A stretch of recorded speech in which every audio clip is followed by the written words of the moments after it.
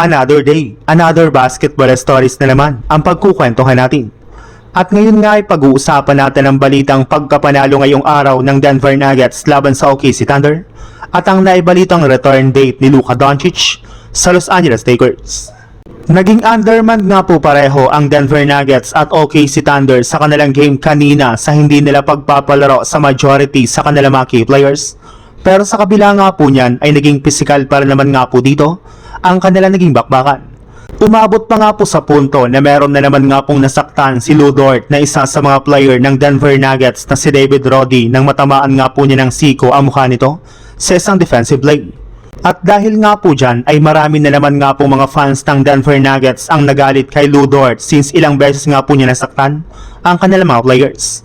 Malinaw na nga po na hindi talaga magandang playing style nito at isa talaga itong dirty player since wala nga po itong pakialam kahit may masaktan man siyang player sa kanyang mga ginagawa. At kahit man nga po naging physical ng gusto ang laro ng OKC Thunder, ay nagawa pa rin nga po itong matambakan ng Denver Nuggets sa score na 127-107 sa paunguna nga po ni Jonas Valanciunas na nakapagtala ng 23 points dito.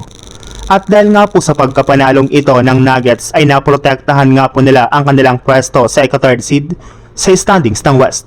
Sa ibang balita naman, tinupad na nga po ng Lakers ang kanilang pangako sa mga fans na mapapanatili nga po nila ang kanilang home court advantage sa darating na playoffs matapos nga po nilang maipanalo ang kanilang back-to-back games laban sa Golden State Warriors at Phoenix Suns.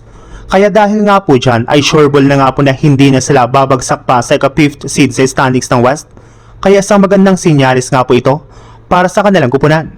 Pero maliban rin nga po sa panalong ito ng Lakers sa paungunan ni LeBron, ay may labas na naman nga pong balita ngayong araw patungkol sa kanilang superstar na si Luka Doncic. Ayon nga po sa pinakahuling inilabas na balita ngayong araw, since nga na po naging successful ang ginawang proseso ni Luka Doncic sa kanyang hamstring injury sa Europa, ay inaasahan nga po na makakabalik na siya sa team sa darating na April 23. Saktong-sakto nga po para makapaglaro pa siya sa Game 3 ng kanilang magiging first round series laban sa Houston Rockets o di kaya sa Minnesota Timberwolves. Kaya isang napakagandang balita nga po ito para sa kanilang kupunan.